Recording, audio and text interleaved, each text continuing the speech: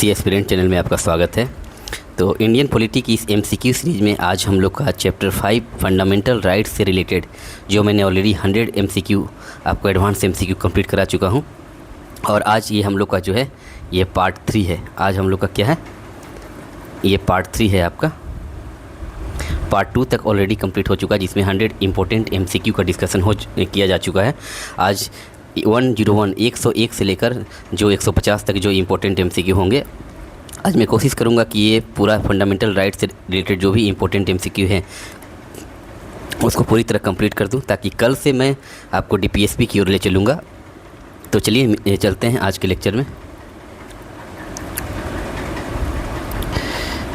ये देखिए, हम लोग कंप्लीट कर चुके थे 100 तक, यहाँ तक हम लोगों ने कंप्लीट कर चुका था।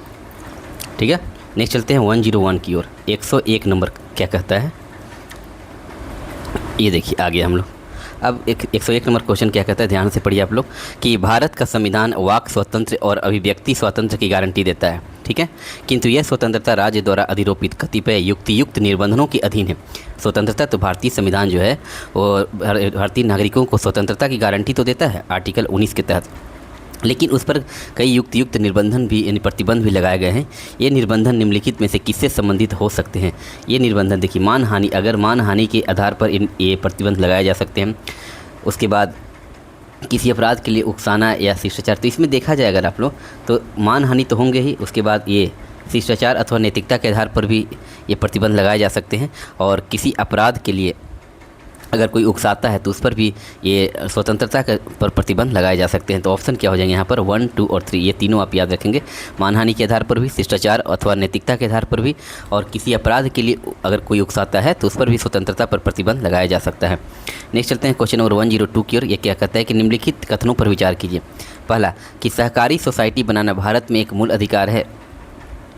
ध्यान से देखिए, क्या मूल अधिकार जो है हम लोग को आर्टिकल 12 से 35 के अंतर्गत, आर्टिकल 12 से 35 के अंतर्गत आता है। ठीक है, तो सहकारी सोसाइटी बनाना, ये आर्टिकल 19 में अगर आप लोग देखेंगे, आर्टिकल 19 के अंतर्गत देखेंगे आप लोग, तो 19(2) या 3 में आपको ये सहकारी सोसाइटी का ये अधिकार नागरिकों को दिया गया है। और सहकारी सोसाइटी सूचना के अधिकार अधिनियम 2005 की परिधि में नहीं आती। तो यहाँ देखिए क्या ऑप्शन हो जाएगा हम लोग का, सी। दोनों के दोनों क्या हो जाएंगे यहाँ पर, सही हो जाएंगे। पहला, कि सहकारी सोसाइटी जो है बनाना भारत में एक मूल अधिकार है, और सहकारी सोसाइटी सूचना के अधिकार अधिनियम 2005 के परिधि में नहीं आती। ऑप्शन 1 और 2 दोनों सही हो जाएंगे। देखिए, सीडीएस 2014 का क्वेश्चन है, और मैंने आपको बार बार रिपीट किया है कि सीडीएस के क्वेश्चनों को आप ध्यान से देखें, क्योंकि बीपीएससी का पैटर्न रहा है पिछले 2 से 3 सालों में कि वो सीडीएस के क्वेश्चन को ही उठाकर कॉपी पेस्ट तो नहीं कहेंगे, लेकिन उसी के पैटर्न को ये फॉलो कर रहा है।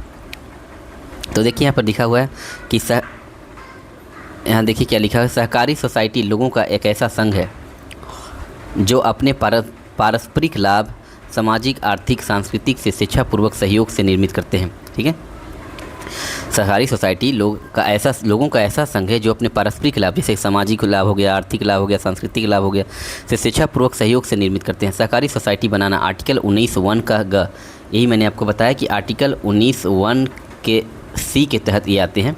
भारत में एक मूल अधिकार है। उल्लेखनीय है कि सहकारी सोसाइटियाँ सूचना के अधिकार अधिनियम के तहत नहीं आती। नेक्स्ट चलते हैं क्वेश्चन नंबर 103। क्या कहता है कि भारत के संविधान का कौन सा अनुच्छेद अपनी पसंद के व्यक्ति से विवाह करने के किसी व्यक्ति के अधिकार को संरक्षण देता है? तो अपने पसंद के व्यक्ति से अगर विवाह करना है तो ये भारतीय संविधान के आर्टिकल 21 के तहत ये अधिकार दिया गया है। आर्टिकल देखिए, उच्चतम न्यायालय ने एक आदेश के अनुसार अपनी पसंद के व्यक्ति से विवाह करना संविधान के आर्टिकल 21 जीवन एवं दैहिक स्वतंत्रता के अधिकार के अंतर्गत शामिल किया गया है। आर्टिकल 21 के तहत इसको शामिल किया गया है। हादियावाद में दिए गए अपने निर्णय में उच्चतम न्यायालय ने इस बात की पुष्टि की है। ठीक है, नेक्स्ट चलते हैं क्वेश्चन नंबर 104 की ओर। क्या कहता है कि भारतीय संविधान के आर्टिकल 20 की धारा 2 के अंतर्गत दोहरे दंड का अर्थ है कि कोई, देखिए हाल ही में आप बीपीएससी एडीयू का भी पेपर उठाकर देखेंगे तो डायरेक्ट आर्टिकल 20 की बात नहीं करता। 20 के सब पार्ट 1, सब पार्ट 2 और सब पार्ट 3, यानी 20 का सब क्लाउज 1, फिर 2 और 3, 21, 22, 23, इस तरह से आर्टिकल को आपको ध्यान में रखना है, क्योंकि अब यही पैटर्न बीपीएससी फॉलो कर रहा है। तो यहाँ पर देखिए क्या कह रहा है कि आर्टिकल 20 की धारा 2, आर्टिकल 20 यानी कि 20 सब क्लॉज 2 के तहत कह रहा है कि दोहरे दंड का अर्थ है क्या कि कोई व्यक्ति, पहला देखिए क्या लिखा हुआ है कि न्यायालय से दोष सिद्ध होने पर उसे अपराध के लिए विभागीय कार्यवाही द्वारा दंडित नहीं किया जा सकता। ये नहीं, यहाँ दोहरे दंड है ना, मतलब एक ही अगर कोई गलती किया है उसके लिए दोबारा दंड जो है उच्चतम न्यायालय उसको नहीं, ये कोर्ट उसको नहीं दे सकती। इसका मतलब ये हुआ, तो देखिए कहाँ लिखा हुआ है, विभागीय कार्यवाही में दंडित होने पर भी उसी अपराध के लिए उसे विरुद्ध न्यायिक कार्यवाही नहीं की जा सकती। ये भी नहीं है। इसमें देखिए कि देखिए लिखा हुआ है एक ही अपराध के लिए, देखिए ये हो सकता है, एक ही अपराध के लिए एक से अधिक बार न्यायिक कार्यवाही और दंड का भागी नहीं बनाया जा सकता। तो ऑप्शन क्या हो जाएंगे यहाँ पर, सी हो जाएंगे। देखिए तीनों आर्टिकल अब ध्यान से देखेंगे, आर्टिकल 21, 22 और 23। 21, 22 और 23। 21 क्या कहता है, 21 कहता है 21 को भूतलक्षी दांडिक विधियों से संरक्षण कहा गया है। भूतलक्षी दांडिक विधियों से संरक्षण, इसके अंतर्गत क्या है कि कोई व्यक्ति किसी अपराध के लिए तब तक दोषी नहीं माना जाएगा जब तक कि उसने ऐसा कोई कार्य करते समय किसी प्रवृत्त विधि का अतिक्रमण नहीं किया हो। का मतलब क्या है कि कोई भी किसी भी व्यक्ति को, कोई भी व्यक्ति है और किसी अपराध के लिए तब तक उसे दोषी नहीं माना जाएगा जब तक कि उसने ऐसा कोई कार्य करते समय किसी जो प्रवृत्त विधि का उस समय जो लागू जो कानून था उसका अतिक्रमण नहीं किया हो, तब तक उसको क्या किया जाएगा, अपराध के लिए दोषी नहीं माना जाएगा। आर्टिकल 22 क्या कहता है, आर्टिकल 22 किसी व्यक्ति को एक ही अपराध के लिए एक बार से अधिक अभियोजित और दंडित नहीं किया जाएगा। एक अपराध के लिए एक ही बार उसको दंडित किया जाएगा, ये आर्टिकल 22 कहता है। और यही जो है आपको यूपीएससी के रिसेंट एग्जाम में पूछे गए थे। फिर कह रहा है आर्टिकल 23 क्या है कि अपने ही विरुद्ध गवाही देने से संरक्षण, अपने ही विरुद्ध गवाही देने से संरक्षण प्रदान किया गया है आर्टिकल 23 के तहत।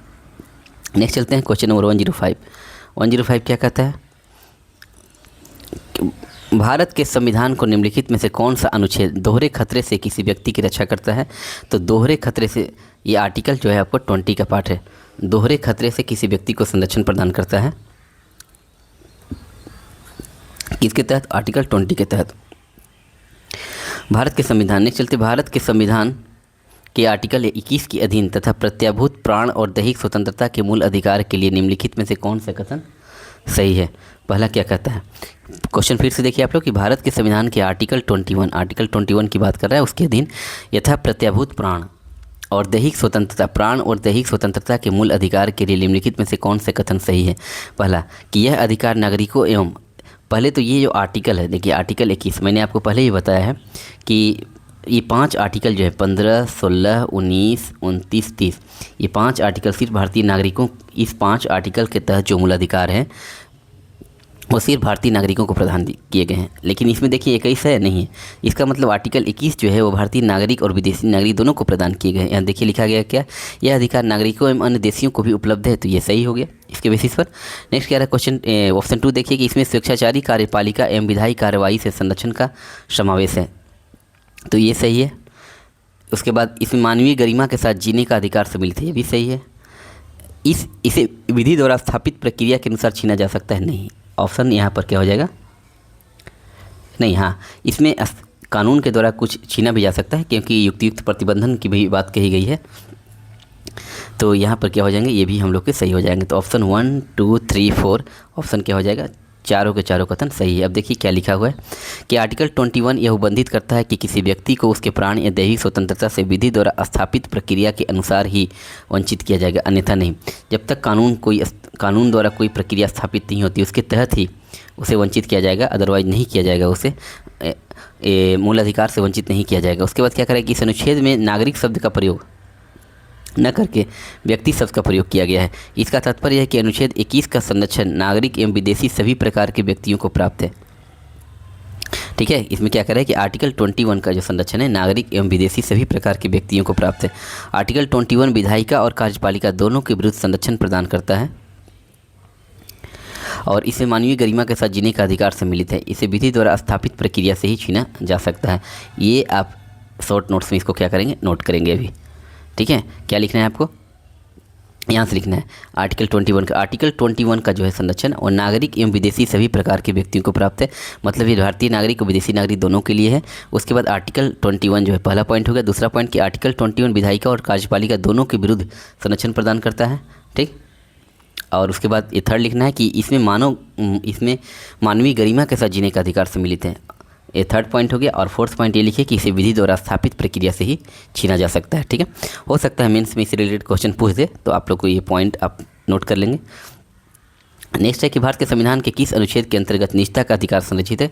तो निजता का अधिकार आर्टिकल 21 के तहत जो है ये शामिल किया गया है। देखिए, जस्टिस के.एस. पुट्टास्वामी बनाम यूनियन ऑफ इंडिया 2017 में सुप्रीम कोर्ट के वाद में उच्चतम न्यायालय ने अभिनिर्धारित किया कि निजता का अधिकार आर्टिकल 21 के तहत जीवन का अधिकार और व्यक्तिगत स्वतंत्रता के आंतरिक हिस्से के रूप में भारतीय संविधान के भाग 3 के अंतर्गत संरक्षित है। नेक्स्ट क्वेश्चन नंबर 108, भारत के संविधान के आर्टिकल 21 के अंतर्गत क्या है।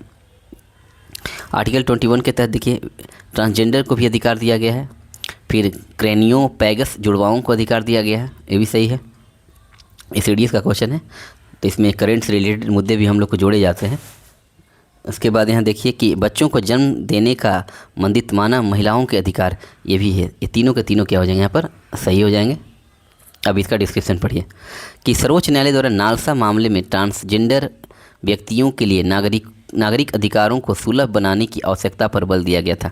किस मामले में, ये आप सुप्रीम कोर्ट का जो डिसीजन जो होते हैं, जो कोर्ट के मामले, वो आप याद रखेंगे, वो मेंस में भी आपको काफ़ी ज़्यादा हेल्पफुल होते हैं। और मैं इसका एक सुप्रीम कोर्ट के जितने भी रिसेंट डिसीजन रहे हैं इंडियन पॉलिटी से रिलेटेड, मैं उसका एक सेपरेट वीडियो लाकर इसमें अपलोड कर दूंगा। आप लोग इसको ध्यान से शॉर्ट नोट्स तैयार कर लेंगे। तो सर्वोच्च न्यायालय द्वारा नालसा मामले में, किस मामले में, तो नालसा मामले में ट्रांसजेंडर व्यक्तियों के लिए नागरिक अधिकारों को सुलभ बनाने की आवश्यकता पर बल दिया गया था। विपरीत लिंगियों के अधिकार को अनुच्छेद 21 के अंतर्गत स्थापित किया गया। विपरीत लिंगियों के अधिकारों को आर्टिकल 21 के अंतर्गत क्या किया गया, स्थापित किया गया। नेक्स्ट है किस मामले में, कि आरूसी घमासान बनाम भारत संघ के वाद में सर्वोच्च न्यायालय ने निर्धारित किया कि क्रेनियोपैगस जुड़वाओं के अधिकार आर्टिकल 21 के अंतर्गत शामिल है। देखिए, कई मामले हैं, आरूसी धसमाना बनाम भारत संघ, इस वाद में क्या किया गया कि क्रेनियोपैगस जुड़वाओं को भी आर्टिकल 21 के तहत शामिल किया गया। और सुचिता श्रीवास्तव और एक अन्य बनाम चंडीगढ़ शासन प्रबंध मामले में क्या सुनवाई की गई। सर्वोच्च न्यायालय ने निर्धारित किया कि बच्चे को जन्म देने के मंदितमाना महिलाओं का अधिकार, बच्चे को जन्म देने का जो मंदितमाना महिलाओं का अधिकार है, आर्टिकल 21 के अंतर्गत शामिल है। मतलब आर्टिकल 21 के तहत इन तीनों को शामिल किया गया है, और डिफरेंट सुप्रीम कोर्ट के डिसीजन के तहत। नेक्स्ट चलते हैं हम लोग, क्वेश्चन नंबर 109 क्या कहता है कि मेनका गांधी बनाम भारत संघ के 1978 के संबंध में निम्न कथनों पर कौन सा कथन सही है। तो मेनका गांधी में कौन सा डिसीजन लिए गए थे, ठीक है, ध्यान से देखिए। पहला क्या है, पहला कहता है कि यह निर्णय दिया गया कि आर्टिकल 19 और आर्टिकल 21 ये जो है अपरिवर्तनीय नहीं है। आर्टिकल 19 और आर्टिकल 21 जो है अपरिवर्तनीय नहीं है, ये गलत है। मेनका गांधी बनाम भारत संघ के 1978 में ये नहीं बोला गया था। देखिए, उसके बाद क्या कहा कि यह निर्णय दिया गया कि आर्टिकल 21 में अंतर्विष्ट कोई विधि आर्टिकल 19 की उपेक्षाओं को संतुष्ट नहीं करती। ये आपका सही हो जाएगा बी, ठीक है। देखिए, इसको पढ़ लीजिए एक बार, ये CPF 2021 का क्वेश्चन है। देखिए इसमें क्या कहा गया है कि मेनका गांधी बनाम भारत संघ AIR 1978 के मामले में उच्चतम न्यायालय ने आर्टिकल 21 में प्रयुक्त दैहिक स्वतंत्रता पदावली के क्षेत्र को अत्यंत विस्तृत कर दिया। इस मामले में उच्चतम न्यायालय ने गोपालन बनाम मद्रास राज्य 1950 के मामले में दिए अपने निर्णय को उलटते हुए स्पष्ट किया कि आर्टिकल 21 केवल कार्यपालिका के कृत्यों के विरुद्ध ही नहीं बल्कि विधायिका के विरुद्ध भी संरक्षण प्रदान करता है। ये आप नोट कीजिएगा। इस मेनका गांधी बनाम भारत संघ 1978 के मामले में क्या कहा गया कि आर्टिकल 21 केवल कार्यपालिका के कृत्यों के विरुद्ध ही संरक्षण प्रदान नहीं करता। आर्टिकल 21 जो है केवल कार्यपालिका के कृत्यों के विरुद्ध ही नहीं बल्कि विधायिका के विरुद्ध भी संरक्षण प्रदान करता है।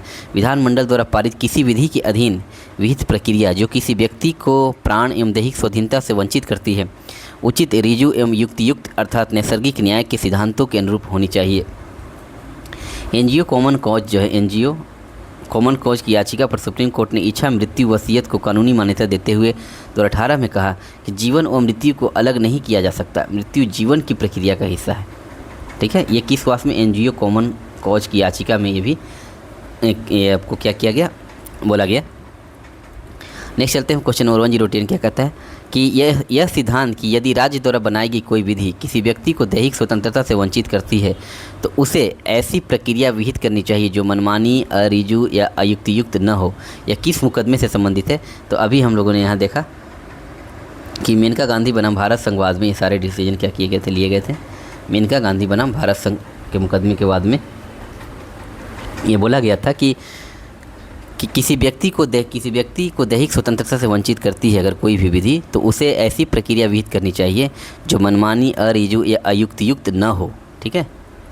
नेक्स्ट है क्वेश्चन नंबर 111 कि किसी व्यक्ति को निम्नलिखित मूल अधिकारों में से कौन सा प्रदान नहीं किया गया है।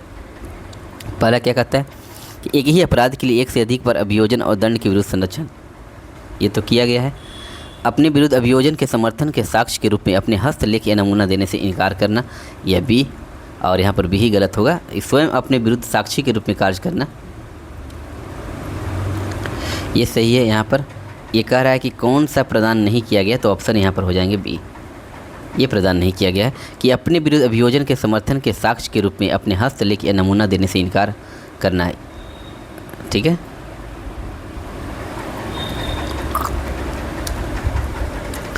देखिए ये CAPF 2021 का क्वेश्चन है, इसका पहले डिस्क्रिप्शन पढ़ लीजिए, फिर मैं क्वेश्चन पर आता हूँ कि भारतीय संविधान का अनुच्छेद 20 किसी भी अभियुक्त या दोषी करार व्यक्ति को उसके विरुद्ध मनमाने और अतिरिक्त दंड से संरक्षण प्रदान करता है।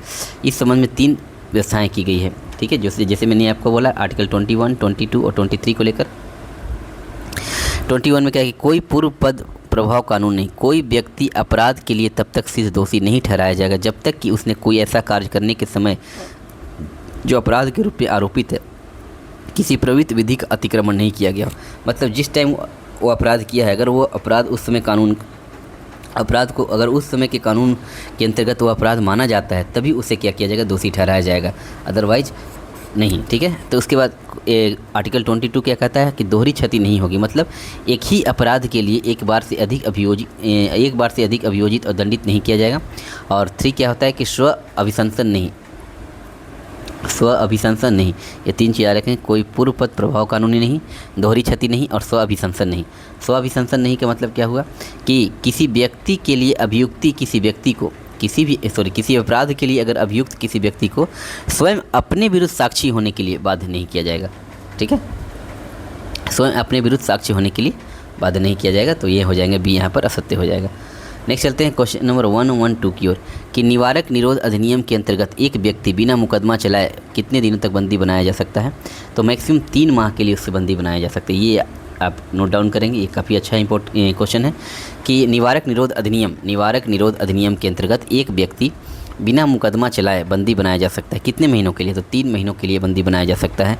तो ये किस में कहा गया है, ध्यान से देखिए कि निवारक निरोध अधिनियम के अंतर्गत एक व्यक्ति बिना मुकदमा चलाए अधिकतम 3 माह के लिए बंदी बनाया जा सकता है।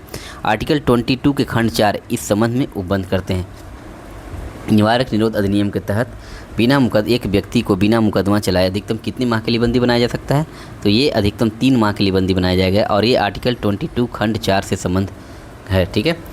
अब क्वेश्चन नंबर 113 क्या कहता है कि निम्नलिखित में से कौन सा एक पद कोई भी व्यक्ति बिना सुनवाई के दंडनीय घोषित नहीं किया जाएगा, इस उक्ति को निरूपित करता है। कह रहा है कि निम्नलिखित में से कौन सा एक पद जो है जो कोई भी व्यक्ति बिना सुनवाई के दंडनीय घोषित नहीं किया जाएगा, तो इसमें कहा गया है यह सूक्ति जो है को निरूपित करता है कौन, तो ये आपके ऑडी अल्टेरम पोटेम के तहत।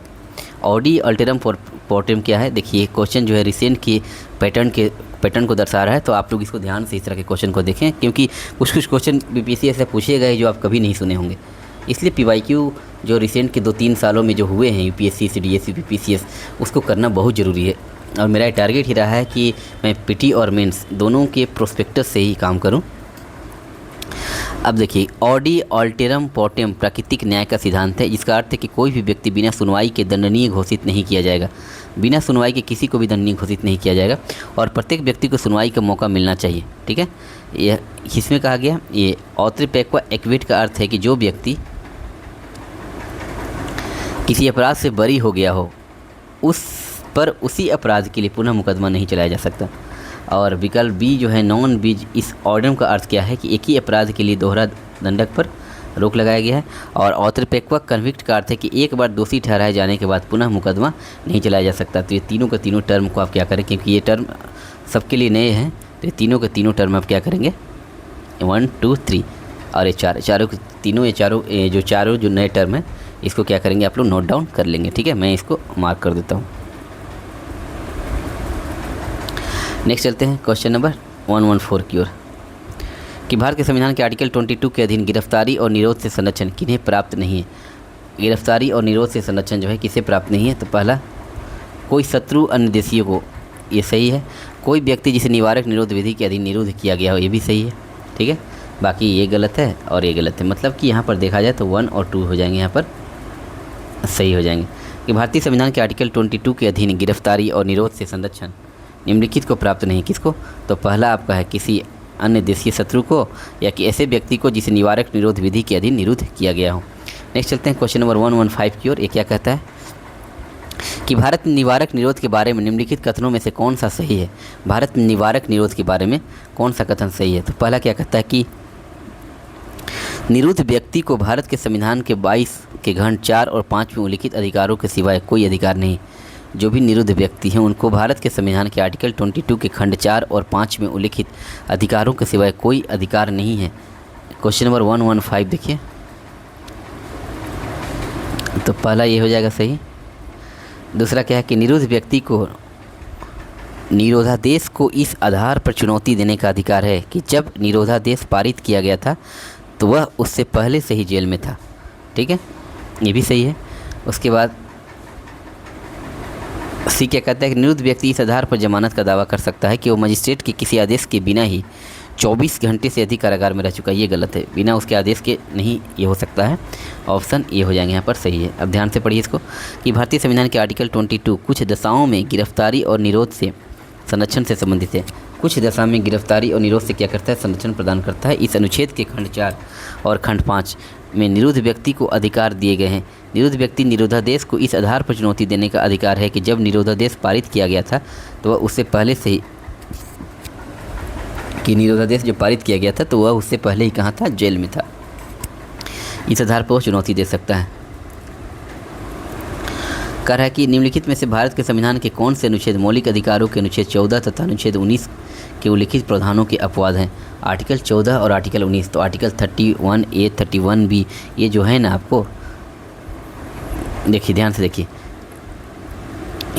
ये तो होगा नहीं, ये 31A 31 देखिए 31A 31B और 31C, ठीक है। ये 3 आर्टिकल काफ़ी ज़्यादा इम्पोर्टेंट है, ये काफ़ी ज़्यादा इंपॉर्टेंट है। क्यों? क्योंकि ये आर्टिकल आपको क्या दर्शाते हैं, देखिए क्वेश्चन क्या कर रहा है, ध्यान से देखिए। और ये आर्टिकल आप लिख कर नोट भी कर लेंगे कि निम्नलिखित में से भारत के संविधान के कौन से अनुच्छेद मौलिक अधिकारों के अनुच्छेद 14 तथा 19 में उल्लिखित प्रावधानों के अपवाद हैं। मतलब कहने का मतलब है कि जो मौलिक अधिकार आर्टिकल 12 से 35 के तहत हम लोग को जो मूल अधिकार प्रदान किए गए हैं उसमें आर्टिकल 14 और 19 ये तो काफ़ी ज़्यादा इंपॉर्टेंट है, हम लोग सभी जानते हैं।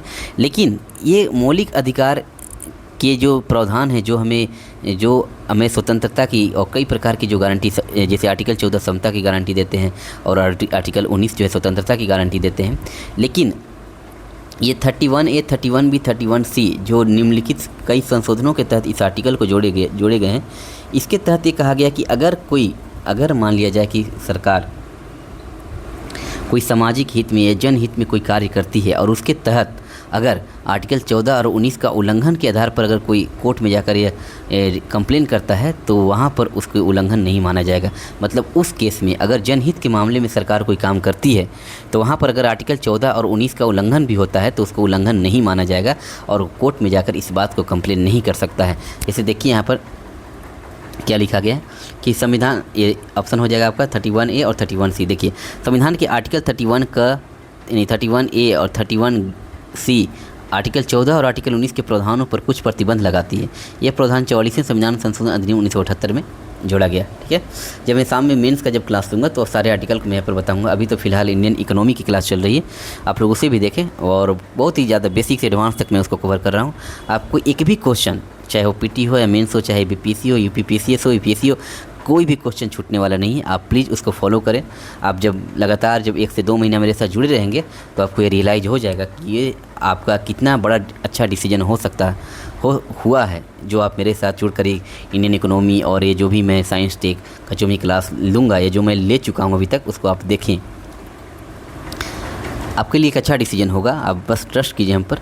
उसके बाद देखिए क्या करें, यह मुद्दा कि क्या भारतीय दंड संहिता की धारा 377 भारत के संविधान के आर्टिकल 21, 14 और 15 का उल्लंघन करती है? क्या भारतीय दंड संहिता की धारा 377 जो है वो भारत के संविधान के आर्टिकल 21, 14 और 15 का उल्लंघन करती है? निम्नलिखित में से किस एक वाद में यह निर्णित किया गया था? ध्यान से देखिए। तो ये जो है आपको देखिए, ये नहीं है, हाँ आपका ये हो जाएगा डी। ये क्या कहता है कि नौज फाउंडेशन बनाम दिल्ली राष्ट्र राजधानी, इसके तहत देखिए भारतीय दंड संहिता के धारा 377, ये आपका रिसेंट CDS 2022 में पिछले 2 साल पहले ये क्वेश्चन पूछा गया है, 2-3 साल पहले, कि भारतीय दंड संहिता के धारा 377 भारत के संविधान के अनुच्छेद 21, 14 और 15 का उल्लंघन करती है। ठीक है, भारतीय दंड संहिता की धारा 377 जो है और भारत के संविधान के आर्टिकल 21, 14 और 15 का उल्लंघन करती है। यह निर्णय नाज फाउंडेशन बनाम दिल्ली राष्ट्रीय राजधानी के बाद 2001 में दिया गया। ठीक है, नेक्स्ट चलते हैं क्वेश्चन नंबर 118 कि निम्नलिखित में से कौन सा एक भारत के संविधान द्वारा प्रत्याभूत नहीं है? देखिए क्या करेगा, देश में सर्वत्र आवास संचरण की स्वतंत्रता, ये है। शांतिपूर्ण निरायुध सम्मेलन की स्वतंत्रता, ये भी है। देश में कहीं भी संपत्ति के अस्तित्व, ये गलत है। कोई व्यापार या वृत्ति, ये सही है। ठीक है, तो ये आपका हो जाएगा सी। आंसर क्या हो जाएगा यहाँ पर? सी हो जाएगा, क्योंकि संपत्ति के स्वामित्व और अर्जन और व्ययन की स्वतंत्रता नहीं, इसको एक कानूनी अधिकार बना दिया गया। यहाँ देखिए क्या लिखा गया है कि देश में सर्वत्र आवास संचरण की स्वतंत्रता, शांतिपूर्वक निरायुध सम्मेलन की स्वतंत्रता, कोई व्यापार या वृत्ति करने की स्वतंत्रता, ये भारतीय संविधान के आर्टिकल 19 द्वारा प्रत्याभूत मूल अधिकार है। ठीक है, लेकिन जबकि देश में कहीं भी संपत्ति के स्वामित्व, अर्जन और व्ययन की स्वतंत्रता को भारतीय संविधान के आर्टिकल 31 के द्वारा प्रत्याभूत किया गया था, किंतु 44वें संविधान संशोधन 1978 द्वारा इसे विधिक अधिकार में परिवर्तित कर दिया गया है। इसे अब आर्टिकल 300 क के अंतर्गत रखा गया है। तो ये हम लोग को हो गया आर्टिकल 12 से 35 के तहत। अगर देखा जाए तो 12 से आपको 14 से 18 और 19 से 22 और 23 24, मतलब कि यहाँ तक कंप्लीट हो गया। अब हम लोग धार्मिक स्वतंत्रता 25 से 28 के अंतर्गत जो भी आर्टिकल हैं मैं उसका डिस्कशन करूँगा, आर्टिकल 25 से 28 के तहत। ठीक है, जो धार्मिक स्वतंत्रता के अधिकार को फॉलो करता है।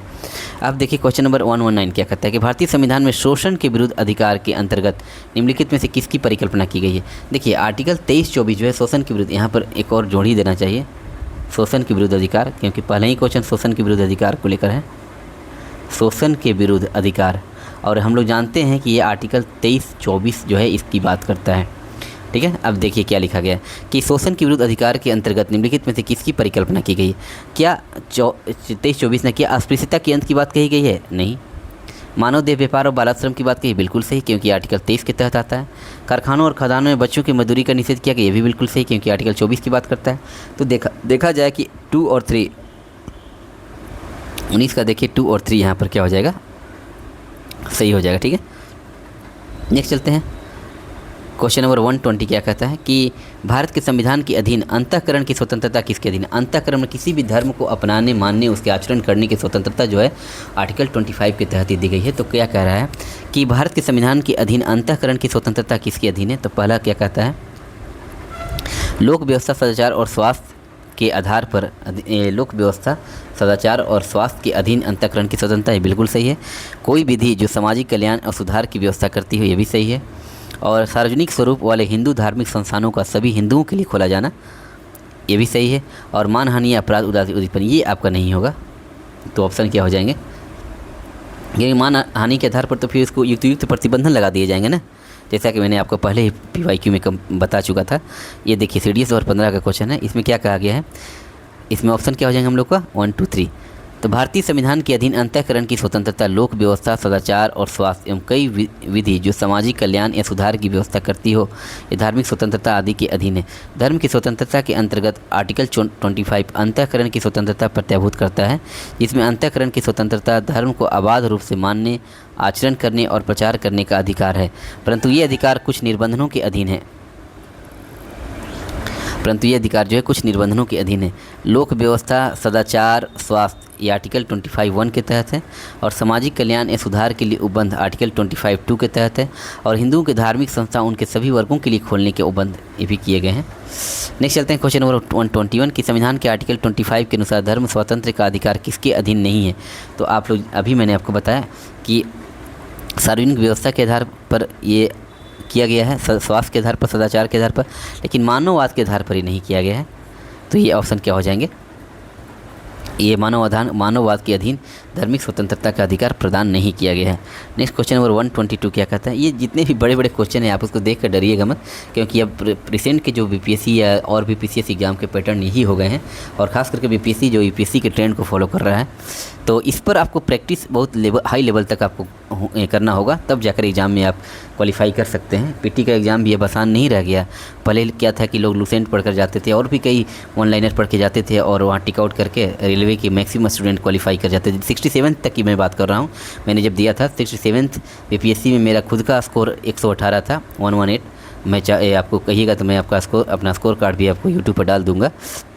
तो उस समय के क्वेश्चन पूछे जाते थे वन लाइनर, एकदम फैक्चुअल क्वेश्चन, बस आपको याद है आप ठोक दीजिएगा, मतलब आप टिक आउट करके स्कोर उठा सकते हैं। और इसी कारण क्या होता था कि मैक्सिमम रेलवे के स्टूडेंट जो हैं और एसएससी के स्टूडेंट उसमें स्कोर कर जाते थे, क्योंकि उसी तरह की तैयारी उन लोग की रहती थी। लेकिन आपकी जो पैटर्न है, बिना अंडरस्टैंडिंग से आप क्वालिफाई नहीं कर सकते हैं। मेन से ज़्यादा कंपटीशन आपका पीटी में हो गया है, तो पीटी को भी आप हल्के में न लें, उसको भी साथ साथ लेकर चलें। हालांकि डेट अभी कुछ महीनों के लिए एक्सटेंड हुआ है, लेकिन हम लोग की तैयारी कंटिन्यू जारी रहेगी, पीटी और मेंस दोनों के लिए। पीटी के लिए भी हम लोग को पर डे अपना रूटीन टारगेट फिक्स करना ही होंगे, ठीक है। तो देखिए क्वेश्चन नंबर 122 क्या कहते हैं कि भारत का संविधान अपने सभी नागरिकों को धर्म की स्वतंत्रता का मूल अधिकार प्रतिभूत करता है, ठीक है। इस अधिकार के बारे में कौन सा कथन सही नहीं? ध्यान से देखिए, क्या कहता है कि भारत का संविधान अपने सभी नागरिकों को धर्म की स्वतंत्रता का मूल अधिकार प्रतिभूत करता है। इस अधिकार में कौन सा सही नहीं है? तो वो देखिए यहाँ पर पहला क्या कहता है कि यह अंतःकरण की स्वतंत्रता और किसी भी धर्म को मानने, आचरण करने और प्रचार करने की स्वतंत्रता देता है, तो ये तो बिल्कुल सही है। उसके बाद यह धार्मिक और पूर्व प्रयोजनों के लिए संस्थानों की स्थापना और पोषण की स्वतंत्रता, ये भी सही है। यह अधिकार लोक स्वास्थ्य, सदाचार और स्वास्थ्य के अधीन है, ये बिल्कुल सही है। राज्य कोई भी ऐसा कानून नहीं बना सकता जो नागरिकों के इस अधिकार का निराकरण करे, तो ये आपका क्या हो जाएगा? गलत हो जाएगा। देखिए क्या कह रहा है कि भारतीय संविधान के आर्टिकल 25 से 28 तक धार्मिक स्वतंत्रता का मूल अधिकार प्रदान किया गया है, ठीक है। यह सभी अधिकार युक्त प्रतिबंधों के अधीन है। ऐसा नहीं कि वो कुछ भी कर सकते, उन पर कई प्रतिबंध भी लगाए गए हैं। अर्थात राज्य किसके आधार पर? लोक व्यवस्था के आधार पर, सदाचार के आधार पर और स्वास्थ्य के उद्देश्यों से इन पर प्रतिबंध आरोपित कर सकता है। किसके आधार पर? लोक व्यवस्था के आधार पर, सदाचार के आधार पर और स्वास्थ्य के उद्देश्यों के आधार पर यह प्रतिबंध आरोपित कर सकता है, अन्यथा नहीं। राज्य धर्म की स्वतंत्रता के अधिकार को कम करने के लिए उपयुक्त 3 आधारों पर कानून बना सकती है। इन आधारों पर यह कानून बना सकती है। नेक्स्ट क्वेश्चन नंबर 123 देखिए क्या कहता है कि धार्मिक स्वतंत्रता के अधिकार के प्रावधान के अंतर्गत क्या सम्मिलित हैं? तो धर्म प्रचार करने के अधिकार, ये सही है। सिखों को कृपाण धारण एवं रखने का अधिकार, ये भी सही है। राज्यों को समाज सुधारक विधि निर्माण का अधिकार, या धार्मिक निकायों के लोगों का धर्म परिवर्तन का अधिकार। देखिए धर्म परिवर्तन तो कर सकता है, लेकिन स्वेच्छा से, लेकिन किसी के दबाव में आकर करना ये सही नहीं। तो मेरे हिसाब से देखा जाए तो ये आपको 1, 2 ही सही हो जाएंगे और 4 सही नहीं होंगे, 1, 2, 3 सही हो जाएंगे, ठीक है। क्या क्या धार्मिक निकायों के लोगों का धर्म परिवर्तन का अधिकार है? अभी क्यों नहीं, अब इसका डिस्क्रिप्शन पढ़िए आप लोग। ये क्या कहता है कि आर्टिकल 25 के तहत अंतःकरण की और धर्म के अबाध रूप में मानने, आचरण और प्रचार करने की स्वतंत्रता का प्रावधान किया गया है, यहाँ तक सही है। इसके साथ ही धार्मिक आचरण से संबद्ध किसी लौकिक क्रियाकलाप पर राज्य द्वारा विनियमन या निर्बंधन, विशेषकर समाज सुधार के नज़रिए से या सिखों द्वारा कृपाण धारण करना धार्मिक स्वतंत्रता के अधिकार में शामिल है। ये सब ठीक है। नेक्स्ट चलते हैं हम लोग क्वेश्चन नंबर 124। ये आप ध्यान रखेंगे, ये जो स्टेटमेंट लिया हुआ है ये तीनों से ये गलत क्यों है कि धार्मिक निकायों के लोगों का धर्म परिवर्तन का अधिकार, धर्म प्रचार कर सकता है, लेकिन जो धार्मिक निकाय के लोग हैं, जो धार्मिक निकाय से जुड़े हुए लोग हैं, वे धर्म परिवर्तन नहीं कर सकते। जनरल लोग कर सकते हैं, जो भी सामान्य प्रवृत्ति के जो लोग हैं वे कर सकते हैं, लेकिन अगर उनको कोई ज़बरदस्ती अगर धर्म परिवर्तन करा रहा है तो ये अधिकार नहीं दिया गया है, ठीक है। तो ये यहाँ पर गलत होने का कारण क्या है कि ये यहाँ लिखा है धार्मिक निकाय के लोगों का, ठीक है। नेक्स्ट चलते हैं हम लोग क्वेश्चन नंबर 124 क्या कहता है कि भारतीय संविधान में दिए हुए धर्म की स्वतंत्रता के अधिकार में निम्नलिखित में से क्या क्या सम्मिलित नहीं है? पहला क्या कहता है कि आत्म की स्वतंत्रता और धर्म की अनुसरण और प्रचार करने का अधिकार, ये तो है। नेक्स्ट है कि किसी धर्म की वृद्धि अथवा उसके अनुरक्षण के लिए कर लगाना या सरकारी धन का प्रयोग करना, ये नहीं है, टैक्स नहीं लगाया जाएगा। उसके बाद धार्मिक एवं खैराती संस्थानों की स्थापना, ये भी सही है। फिर कर सरकार द्वारा पोषित किसी संस्था में धार्मिक शिक्षा देना, ये बिल्कुल गलत है। सरकार द्वारा पोषित अगर कोई संस्था है तो उसमें धार्मिक मतलब ये धर्मनिरपेक्षता की नीति अपनाई जाती है उसमें किसी भी धार्मिक शिक्षा नहीं प्रदान की जाएगी। ठीक है, ये आपको बोला गया है। और यहाँ पर देखिए ऑप्शन क्या हो जाएगा हम लोग का, डी। ये IAS 1995 का क्वेश्चन है। किसी धर्म की वृद्धि अथवा उसके अनुरक्षण के लिए कर लगाना, सरकारी धन का प्रयोग करना तथा सरकार द्वारा पोषित किसी संस्था में धार्मिक शिक्षा देना धर्म की स्वतंत्रता के अधिकार में सम्मिलित नहीं है। आपका क्या क्या, ध्यान से देखिए।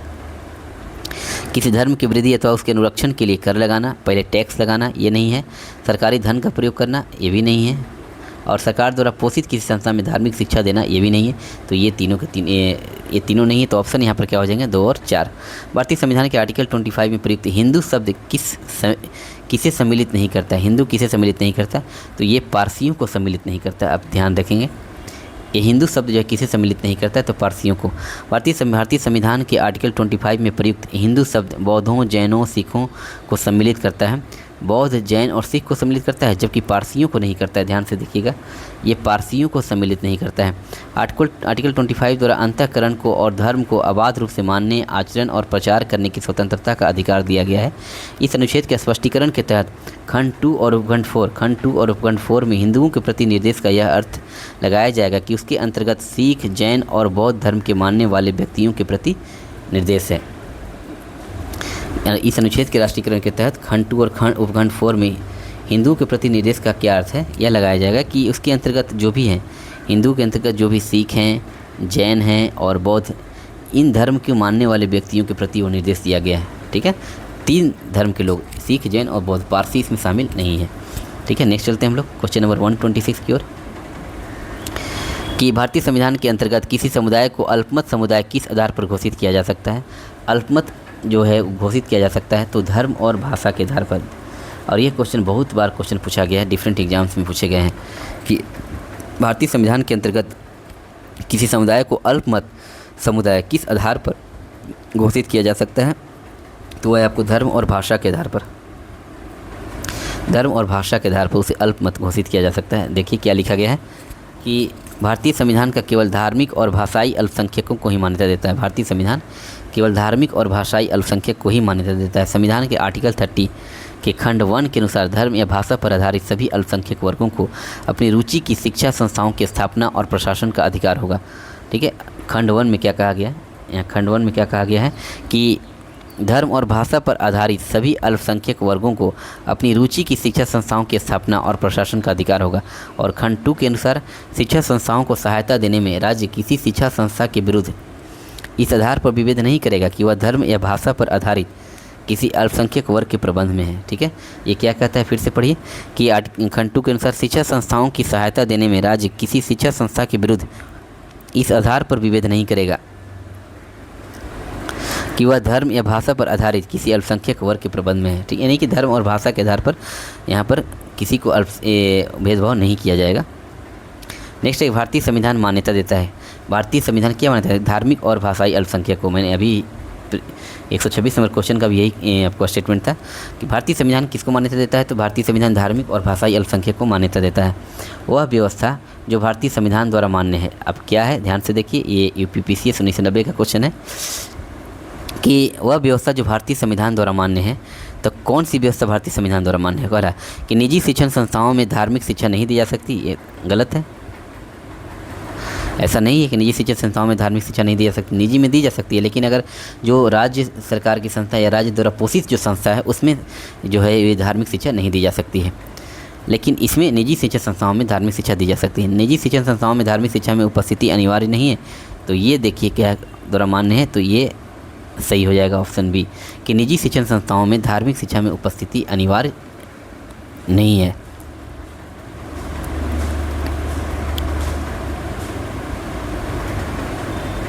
ठीक है, तो ये देखिए बी हो जाएगा यहाँ पर कि भारतीय संविधान का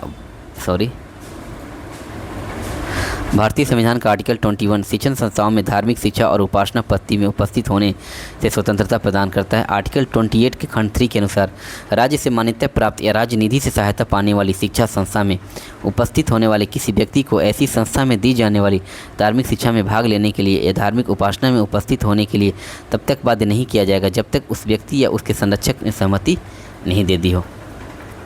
नेक्स्ट चलते हैं क्वेश्चन नंबर 129 में कौन सा कथन सही है? ध्यान से देखिएगा 121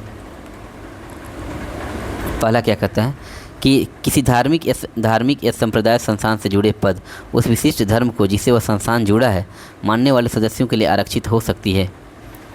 ये सही है। सेकंड क्या कहता है कि राज्य किसी पद या नियुक्ति को नागरिकों के किसी पिछड़े वर्ग के पक्ष में जिनका उस राज्य की राय में उस राज्य के अधीन सेवाओं में पर्याप्त प्रतिनिधित्व नहीं है तो आरक्षित कर सकेगा। ये भी सही है। और कोई नागरिक धर्म, मूल, वंश, जाति, लिंग, उद्भव, जन्म स्थान या उनमें से किसी के आधार पर राज्य के अधीन किसी पद के लिए अपात्र नहीं होगा। ये भी सही है। तो ऑप्शन क्या हो जाएंगे यहाँ 1, 2, 3 तीनों के तीनों कथन क्या हो जाएंगे, सही हो जाएंगे। ठीक है, देखिए क्या लिखा है आर्टिकल 16(5), 16(4) और 16(2). 16(5) के तहत किसी धार्मिक या सांप्रदायिक संस्थान से जुड़े पद उस विशिष्ट धर्म को जिससे वह संस्थान जुड़ा है मानने वाले सदस्यों के लिए आरक्षित हो सकते हैं। ठीक है। और आर्टिकल 16(4) क्या कहता है कि इसके तहत राज्य किसी पद या नियुक्ति को नागरिकों के किसी पिछड़े वर्ग के पक्ष में जिनका उस राज्य की राय में उस राज्य के अधीन सेवाओं में पर्याप्त प्रतिनिधित्व नहीं है वो आरक्षित कर सकेगा। आर्टिकल 16(2) क्या है कि कोई नागरिक धर्म, मूल, वंश, जाति, लिंग, उद्भव, जन्म स्थान इनमें से किसी के आधार पर राज्य के अधीन किसी पद के लिए अपात्र नहीं होंगे। ठीक है।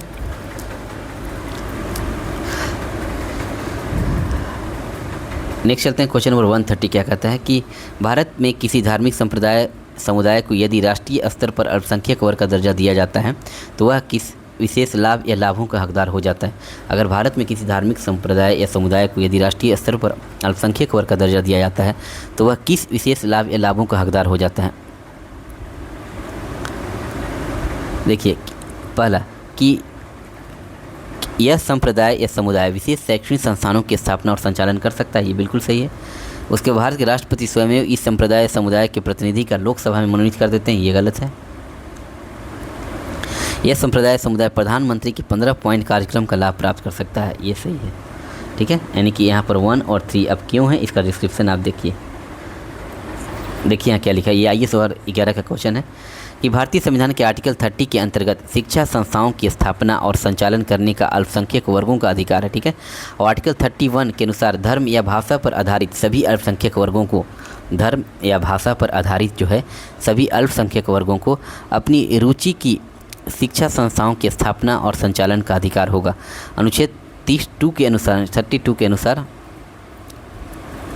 शिक्षा संस्थाओं को सहायता देने में राज्य किसी शिक्षा संस्था के विरुद्ध इस आधार पर विभेद नहीं करेगा कि वह धर्म या भाषा पर आधारित किसी अल्पसंख्यक वर्ग के प्रबंध में है। केंद्र सरकार द्वारा अल्पसंख्यक वर्गों के कल्याण के लिए प्रधानमंत्री का 15 पॉइंट कार्यक्रम प्रारंभ किया गया।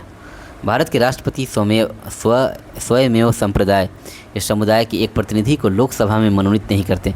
भारत के राष्ट्रपति जो है वह स्वयमेव संप्रदाय या समुदाय के एक प्रतिनिधि को लोकसभा में मनोनीत नहीं करते। लोकसभा में कोई सांप्रदायिक प्रतिनिधित्व नहीं है, याद रखिएगा। अतः कथन 2 क्या है, गलत है। इसलिए 2 यहाँ पर गलत हो गया। नेक्स्ट चलते हैं क्वेश्चन नंबर 131। क्या कहता है कि नीचे दिए गए वक्तव्य जिनमें से एक को कथन दूसरे को कारण कहा गया है। अब इसके बारे में क्या सही है देखिए कि अल्पसंख्यक शब्द की भारत के संविधान में परिभाषा नहीं की गई है। अल्पसंख्यक शब्द की भारत के संविधान में परिभाषा नहीं की गई है। और आर क्या कहता है कि अल्पसंख्यक आयोग संवैधानिक निकाय नहीं है। ऊपर के दोनों वक्तव्यों के संदर्भ में कौन से कथन सही है, तो 131 का यहाँ पर क्या हो जाएगा, बी हो जाएगा। दोनों सही हैं लेकिन ये दोनों एक दूसरे को फॉलो नहीं करते हैं।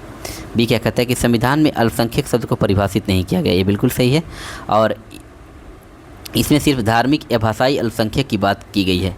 इसमें सिर्फ धार्मिक और भाषाई अल्पसंख्यक की बात की गई है। अल्पसंख्यक आयोग संवैधानिक संस्था न होकर एक विधि द्वारा स्थापित निकाय है। संवैधानिक संस्था न होकर एक विधि द्वारा स्थापित निकाय है। इसे संसद के अधिनियम राष्ट्रीय अल्पसंख्यक आयोग अधिनियम 1992 के तहत स्थापित किया गया था। ठीक है, तो ऑप्शन यहाँ पर क्या हो जाएंगे, बी हो जाएंगे। नेक्स्ट चलते हैं संवैधानिक उपचारों का अधिकार। तो ये 30 क्वेश्चन हुआ। मैं चाह रहा हूँ कि अभी भी अप्रोक्स कितने क्वेश्चन बचे हुए हैं आपको, 172। तो ये बाकी के जो आपको 30 से 35 क्वेश्चन हैं, मैं इसको क्या करूँगा, कल नेक्स्ट पार्ट 4 में कर दूँगा, क्योंकि फिर ये वीडियो ज़्यादा लंबा हो जाएगा। तो मैं आधा घंटा 40 मिनट से ज़्यादा वीडियो नहीं बनाने की कोशिश करता हूँ, ताकि आप लोग को भी और भी बहुत सारे चीज़ पढ़ने होते हैं।